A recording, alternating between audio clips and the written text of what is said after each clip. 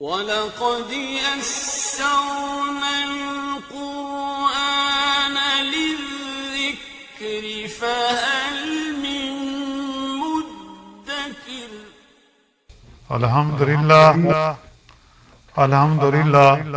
وکفی وسلام علی عبادہ الذین اصطفی اما بعد فاعوذ باللہ من الشیطان الرجیم بسم اللہ الرحمن الرحیم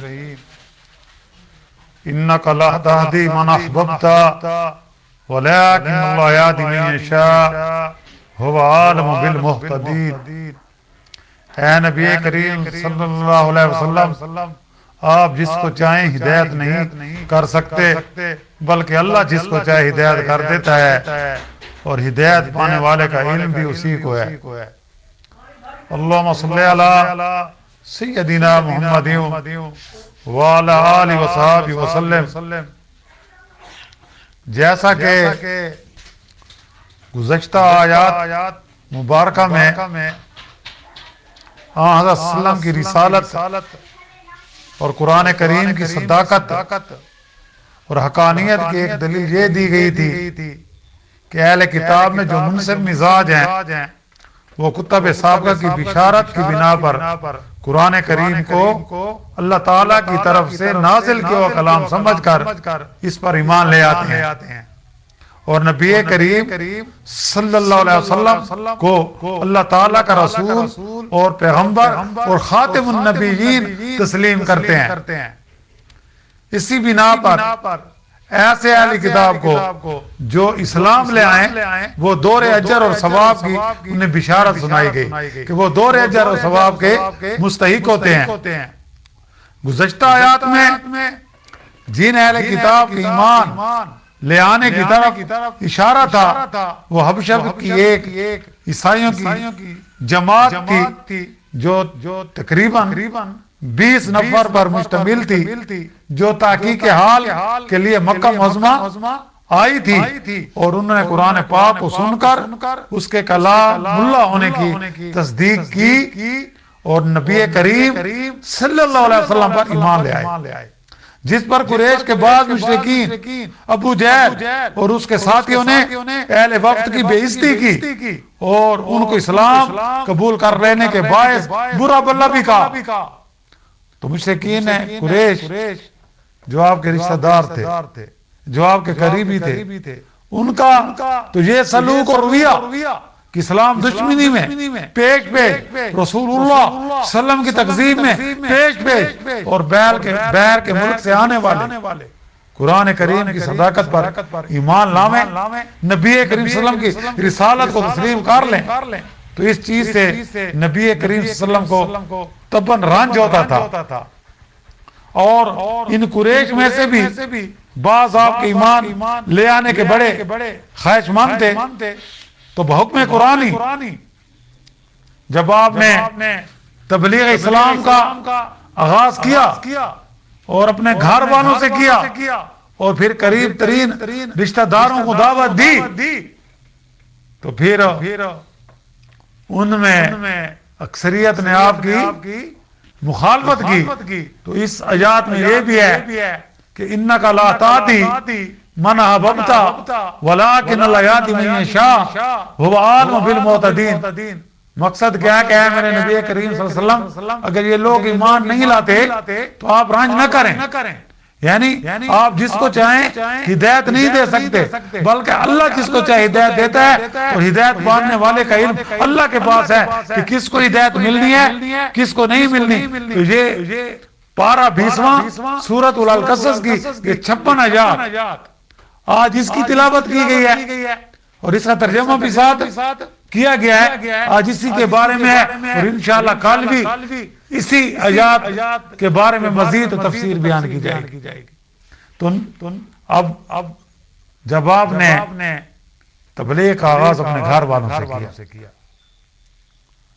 اور پھر قریب ترین رشتہ داروں کو دعوت دی، پھر ان رشتہ داروں میں بھی آپ کے چچا ابو طالب، آپ کے چچا ابو طالب جنہوں نے حضرت صلی اللہ علیہ وسلم کی نگرانی اور تربیت اپنی اولاد کی طرح کی تھی، اور جو حضرت صلی اللہ علیہ وسلم کی نبوت کی دعوت میں بھی مددگار رہے، ان کے متعلق حضور اکرم صلی اللہ علیہ وسلم کی بڑی خواہش تھی، اور یہ قرابت کا تقاضا بھی یہی تھا کہ ابو طالب اسلام لے آئیں، کلمہ لا الہ الا اللہ کا اقرار کر لیں۔ نبی کریم صلی اللہ علیہ وسلم کے والد ماجد کا انتقال آپ کی پیدائش سے پہلے ہو گیا تھا، ابھی آپ اپنی ماں کے وطن مبارک میں تھے کہ حضرت عبداللہ آپ کے والد اس دنیا سے رخصت ہو گئے، اور جب آپ کی عمر مبارک 6 برس کی ہوئی تو آپ کی والدہ ماجدہ کا بھی انتقال ہو گیا۔ پھر دادا عبد المطلب نے آپ کی پرورش اور نگرانی اپنے ذمے لی۔ جب حضرت صلی اللہ علیہ وسلم کی عمر مبارک تقریباً 8 برس ہوئی تو آپ کے دادا عبد المطلب نے بھی وفات پائی۔ تو پھر ابو طالب جو آپ کے چچا تھے، حضرت علی رضی اللہ تعالیٰ عنہ کے والد اور آن سلم کے سکے چچا تھے، وہ آپ کی نگرانی اور تربیت کے ذمہ دار بنے۔ جب حضرت صلی اللہ علیہ وسلم نے نبوت کی دعوت اور منادی شروع کی، قریش و اہل مکہ نے آپ کی مخالفت اور عداوت کی، تو ابو طالب برابر آپ کے مددگار رہے۔ سیرت ابن ہشام جو نبی کریم صلی اللہ علیہ وسلم کی مقدس سیرت پر ایک مستند اور اولین تصنیف ہے، اور عربی کتابوں میں اس کا درجہ ایک خاصا بلند مانا جاتا ہے۔ اس میں لکھا ہے کہ حضرت خدیجہ رضی اللہ تعالیٰ عنہ اور ابو طالب دونوں کا ایک ہی سال میں انتقال ہوا، گویا نبوت کے 10ویں سال میں، اور آپ کے چچا ابو طالب کی وفات ہوئی، اور اس کے 3 دن بعد حضرت خدیجہ رضی اللہ تعالیٰ عنہ کی وفات ہوئی۔ اس لیے آن صلی اللہ علیہ وسلم نے اس سال کو غم کا سال قرار دیا، اور آپ صلی اللہ علیہ وسلم کی ان 2 ہستیوں نے، یعنی حضرت خدیجہ نے اپنے گھر کا مال لٹا دیا، انہوں نے اسلام قبول کر لیا، لیکن چچا ابو طالب آپ نے اسلام قبول نہیں کیا۔ تو اس نہایت ہی آپ کو بڑا رنج تھا کہ وہ میرا شفیق چچا جس نے میری باپ کی طرح تربیت کی، وہ بغیر ایمان کے اس دنیا سے چلے گئے۔ تو اس پر اللہ تعالیٰ نے آپ کو تسلی دی اس آیات میں کہ میرے نبی کریم صلی اللہ علیہ وسلم کہ آپ کے اختیار میں نہیں ہے، ہدایت دینا آپ کے اختیار میں نہیں ہے۔ تو حضرت خدیجہ رضی اللہ تعالیٰ کے انتقال کے سبب جو آپ کے لیے تبلیغ دین میں بھی سچی مددگار تھی، اور آپ کے چچا ابو طالب انتقال کے باعث جو آپ کے کاموں میں قوت بازو اور قوم کے مقابلے میں محافظ اور مددگار تھے، پہ در پہ مصیبتیں آنے لگی۔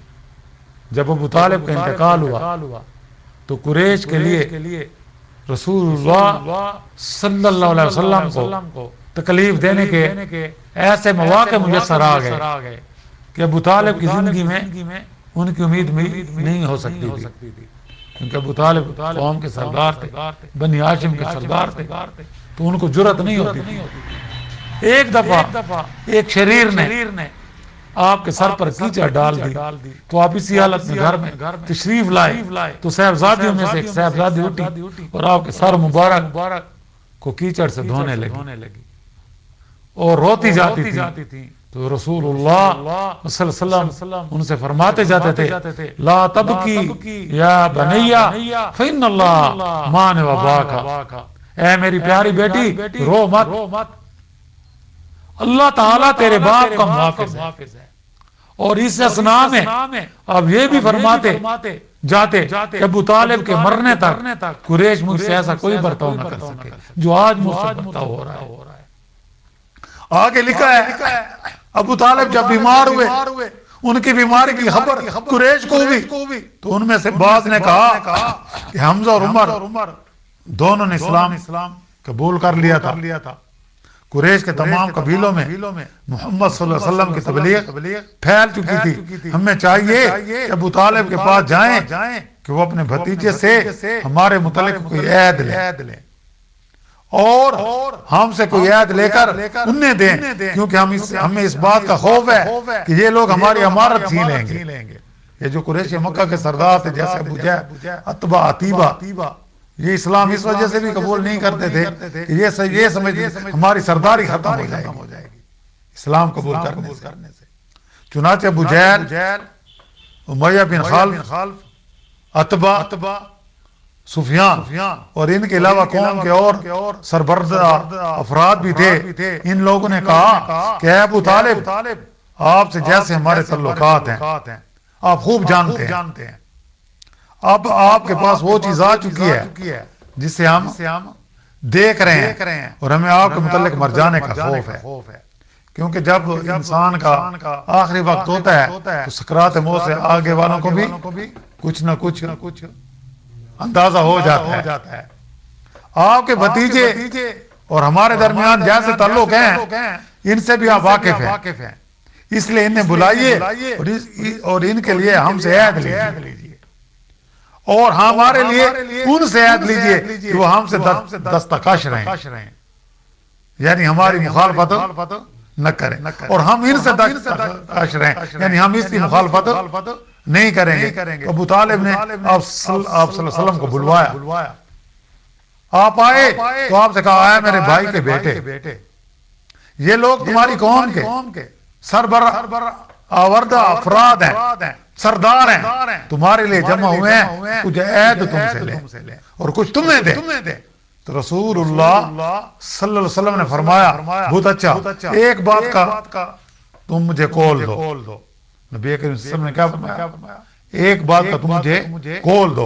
وہ کول کیا ہے؟ جس کے بعد تم عرب کے مالک بن جاؤ گے.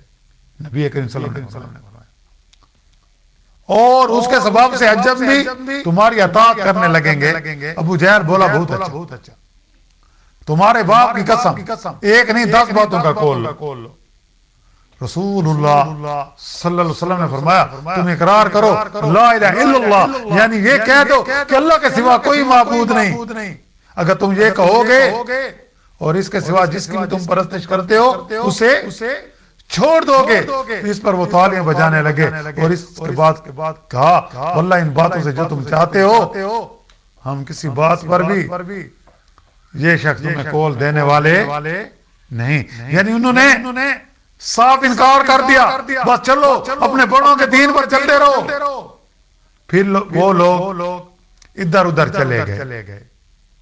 اس کے بعد کیا حالات ہوئے؟ یہ محفل یعنی سکیٹرڈ ہو گئی، بکھر گئی. اس بات پر بات پوری آگے نہیں ہوئی، وہ چلے گئے. تو اس کے بعد کیا واقعہ پیش آیا انشاءاللہ اس کا ذکر آئندہ درس میں ہوگا. وآخر دعوانا ان الحمدللہ رب العالمین. اللهم ربنا آتنا في الدنيا حسنة وفي الآخرة حسنة وقنا عذاب النار وادخلنا الجنة مع الأبرار يا عزيز يا غفار يا رب العالمين. ربنا تقبل منا إنك أنت السميع العليم وتب علينا إنك أنت التواب الرحيم. صلى الله تعالى على خير خلق محمد وآله وصحبه أجمعين برحمتك.